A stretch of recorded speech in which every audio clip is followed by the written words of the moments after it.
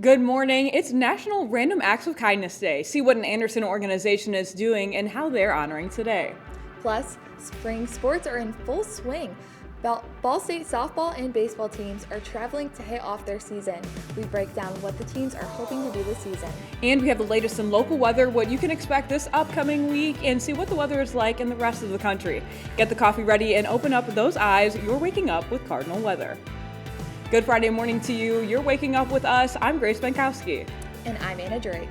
We're talking a little bit about kindness in the studio today. I know we were complimenting each other's outfits just a little bit ago, since today is the day to do it. Yeah, it's getting a little bit warmer. It's a good day. And here's a little reminder to treat others as you like to be treated. Today is National Random Acts of Kindness Day. It is a day that anyone and everyone can celebrate. It just requires doing something nice for someone else. That could mean writing your mail carrier a thank you note, paying for some stranger's coffee, or volunteering at a food bank. Or just brighten someone's day by giving them a compliment or a smile. National Random Acts of Kindness Day is just a reminder to have compassion and be selfless and kind to each other every day. A group in Anderson is working to give back to others on this Random Acts of Kindness Day. Newslink Indiana's Madeline Kerr shares what you can do to contribute. Oh no. Yeah. He was just someone that I felt like I wanted to spend my time with.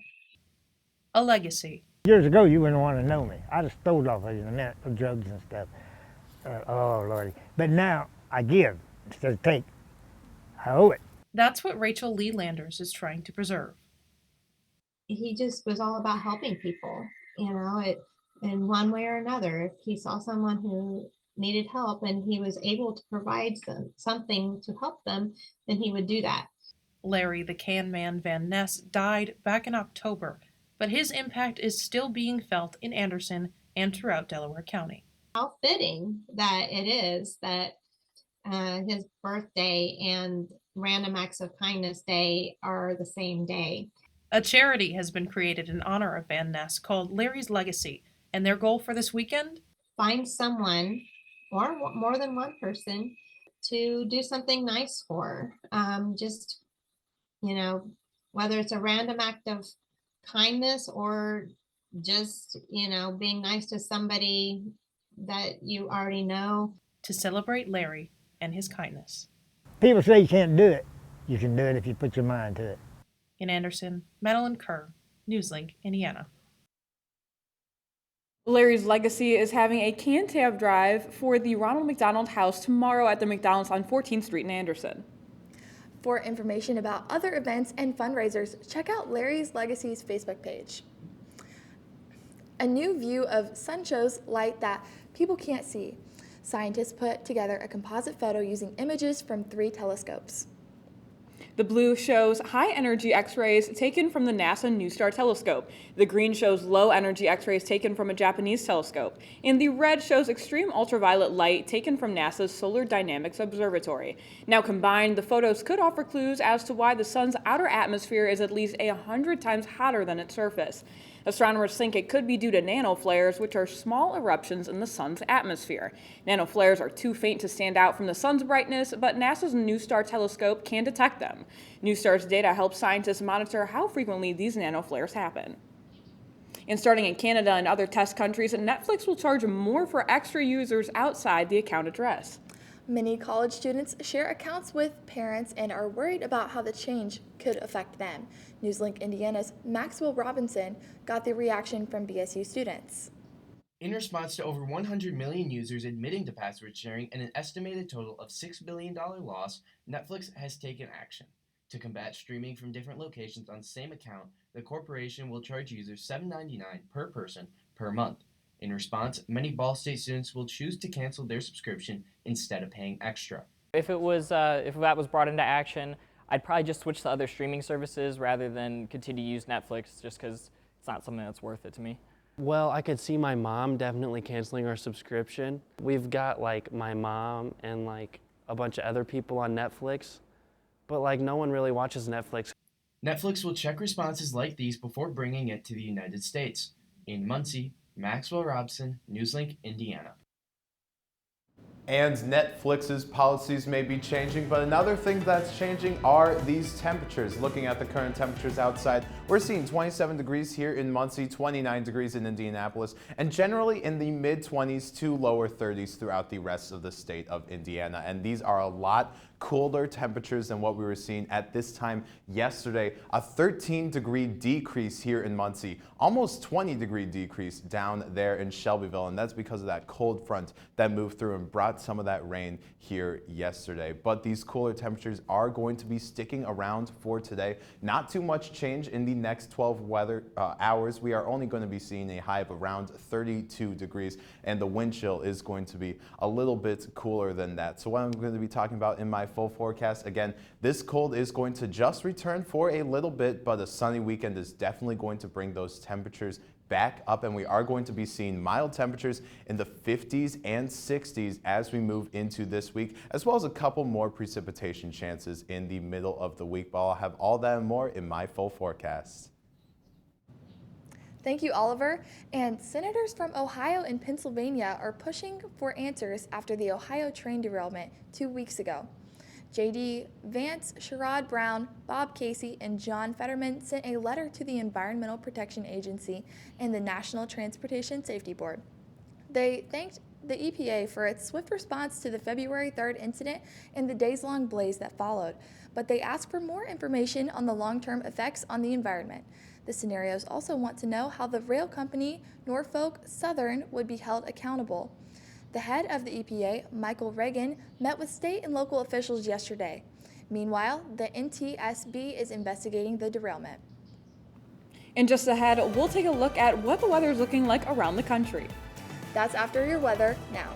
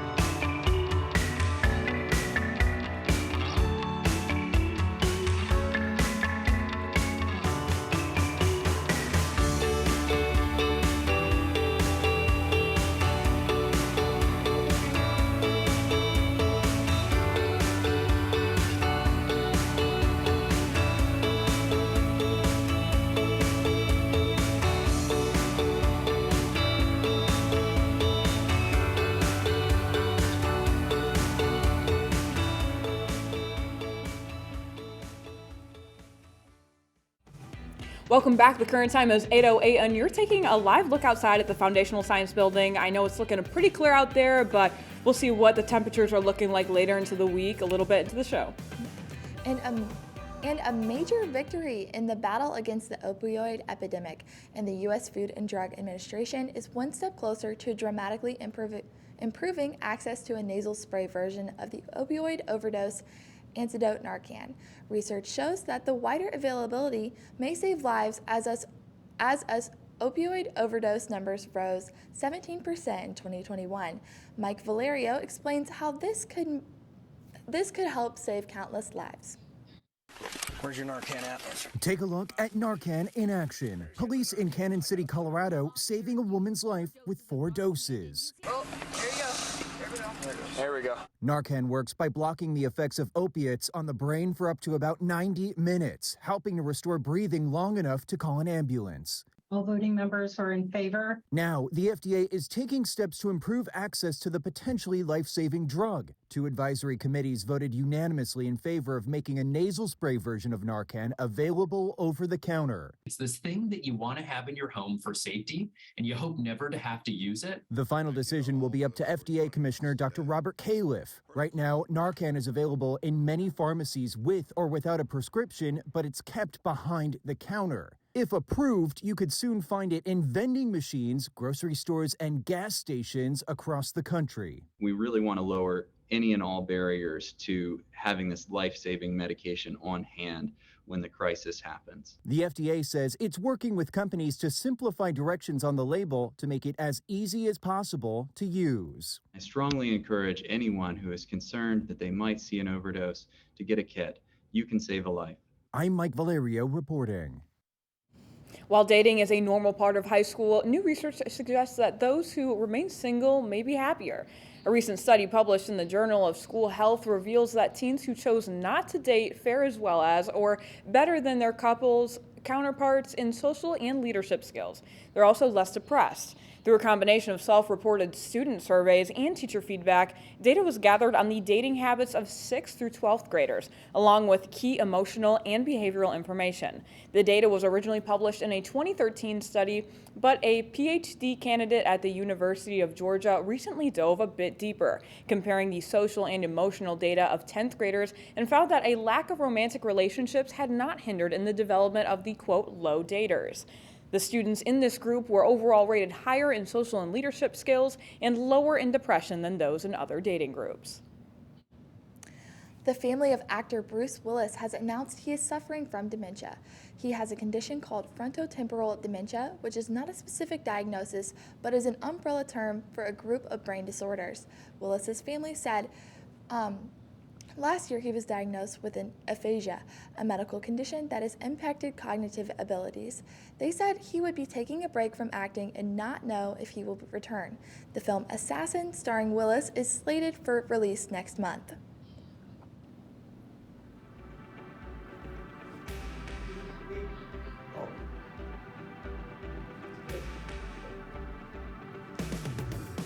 All right.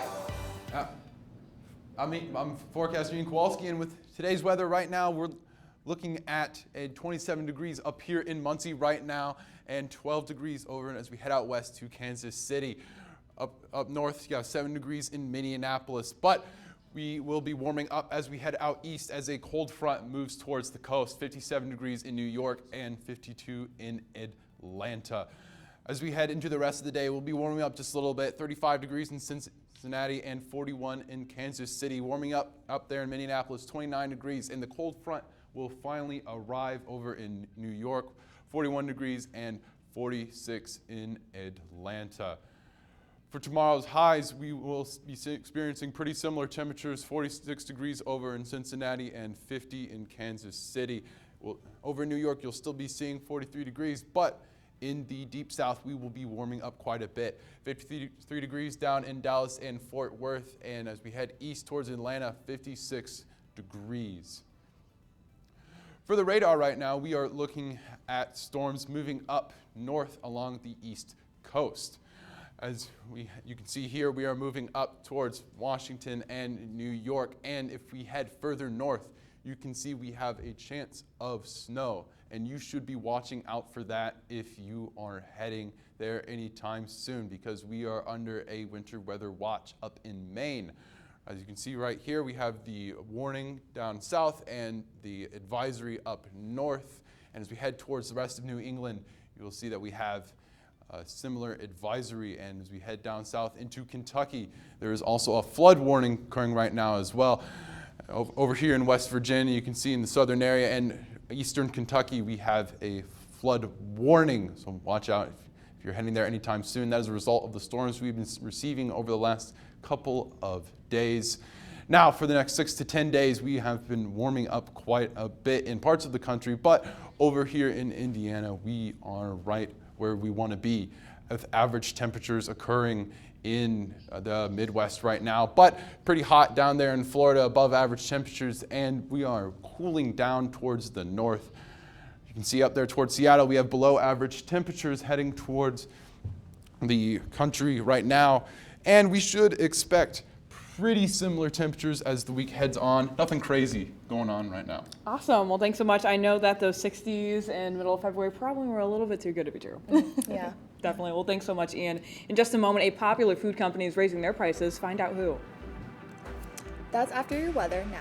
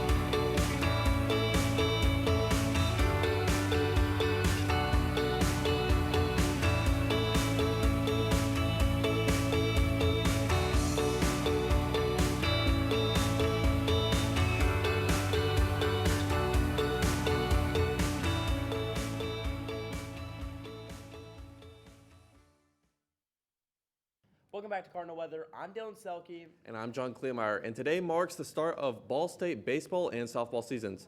Let's start off by taking a look at the baseball team. They were #1 last year. They're looking to repeat.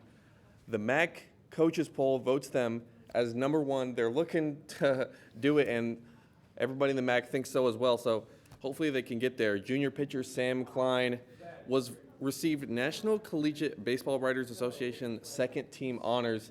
Let's see what Sam's goals are for the team this season. We want to make it to an NCAA regional. That's the #1 goal. Hopefully make it past that, but that's the first step. The Cards finished 40-19 last season and lost in the MAC championship to Central Michigan, which was held here in Muncie, Indiana. Ball State was #1 in both fielding and pitching last season, third in batting with 69 home runs. The first matchup will be tonight against Charlotte at 4 p.m. and then also another match will be on Sunday as well. They have a busy schedule, yeah. They do have a busy schedule, absolutely. Yeah, so Dylan, that seems very good. I think Sam Klein will, really help out on the mound there. What can we expect to see from softball, though? Softball, not as good as the men's team, but what can we expect for them? Yeah, they're right there behind the men's team. They're going to improve this year, hopefully.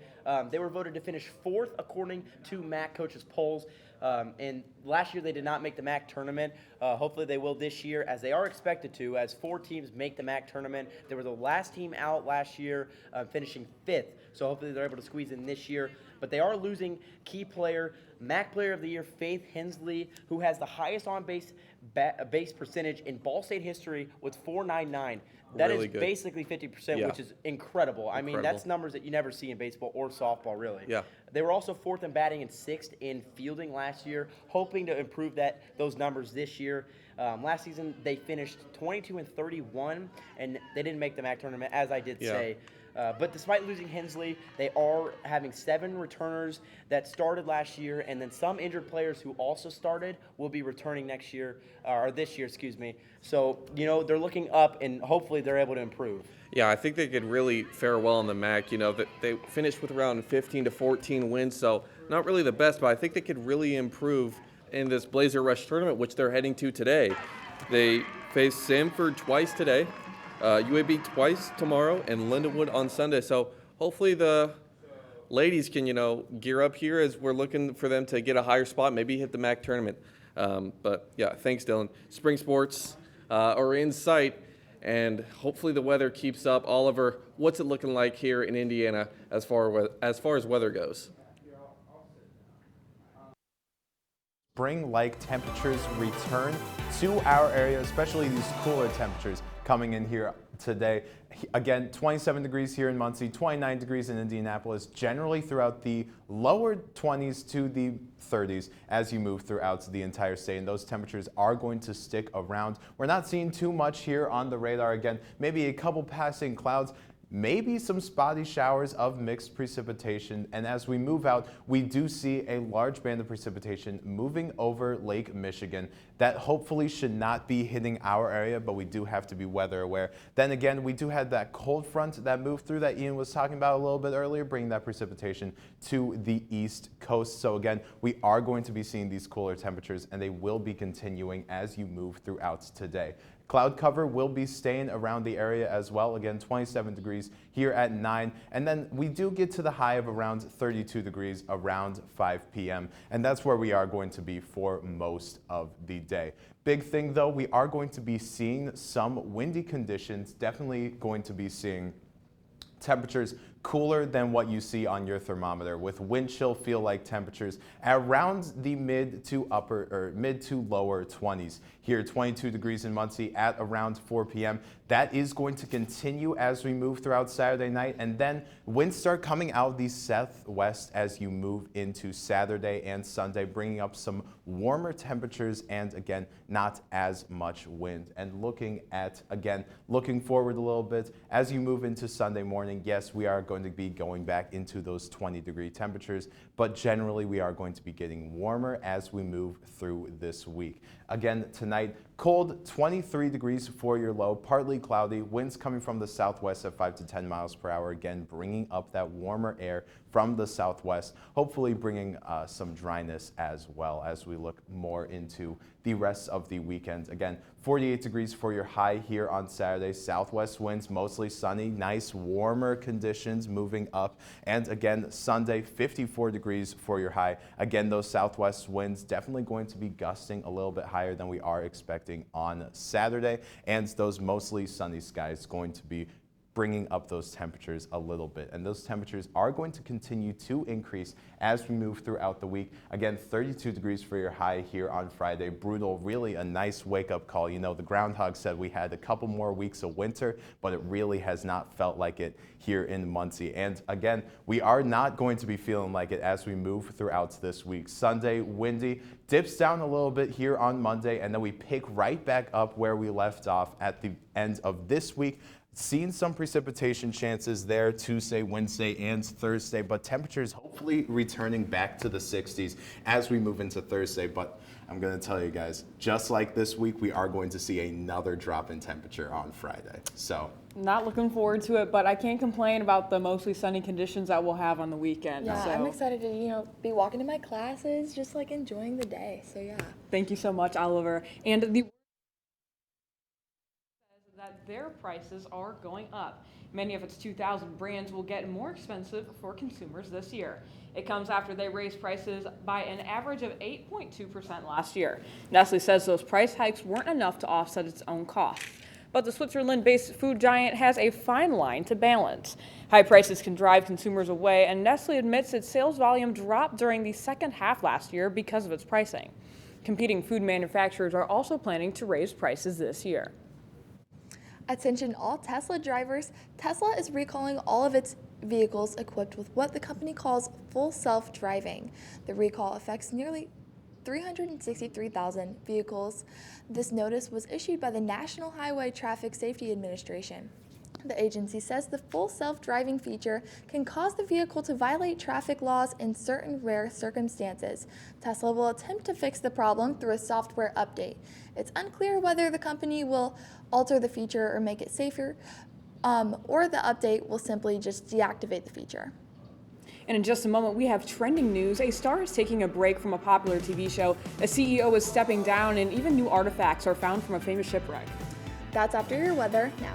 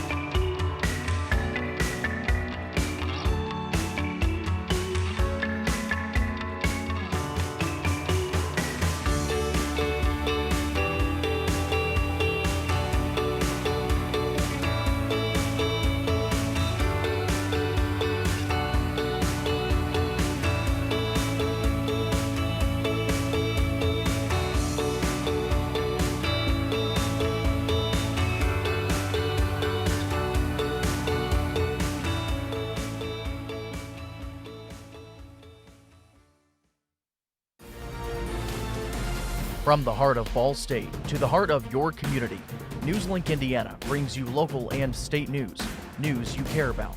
We pride ourselves with giving you the most reliable news coverage, stories that affect you, linking you to the community each night on air and online. NewsLink Indiana, bringing news to the heart of your community.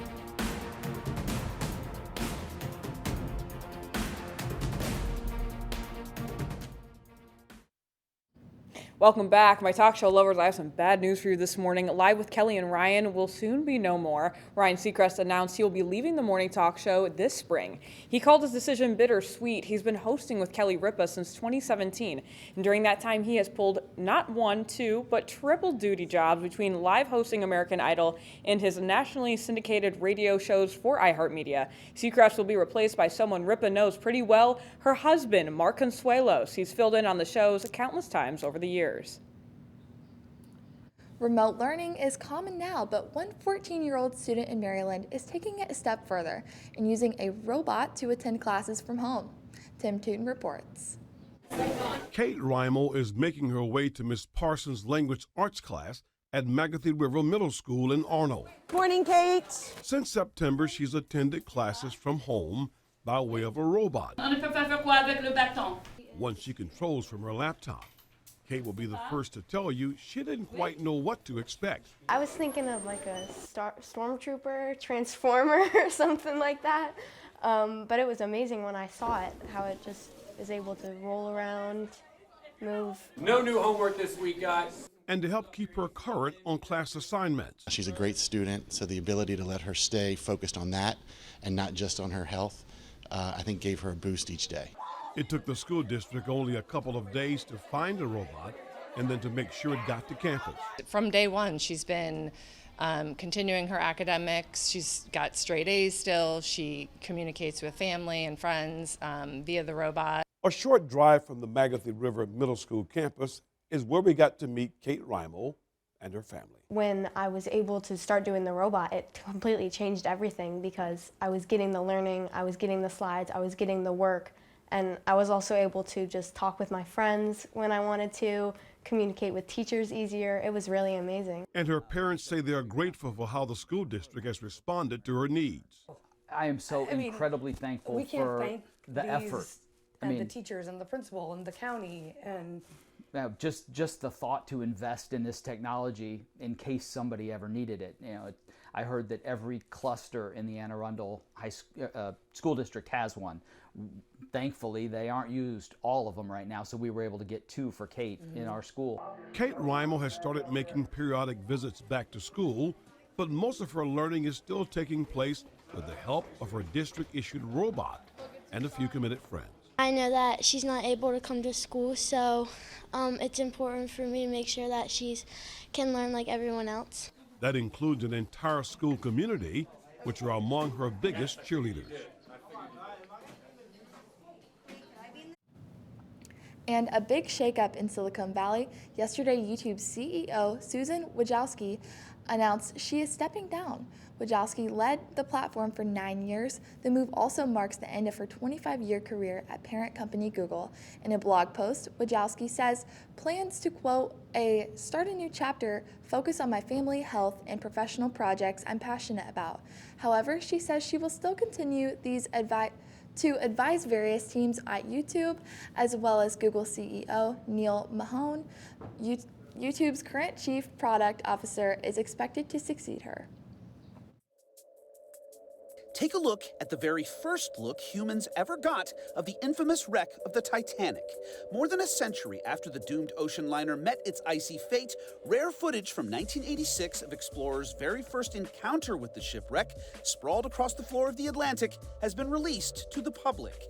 Shot by the Woods Hole Oceanographic Institute months after finding the wreckage in 1985, the eerie footage captures the famous vessel frozen in time 2 miles below the ocean's surface and features looks both outside and inside the sunken ship. The release coincides with the 25th anniversary of James Cameron's film Titanic.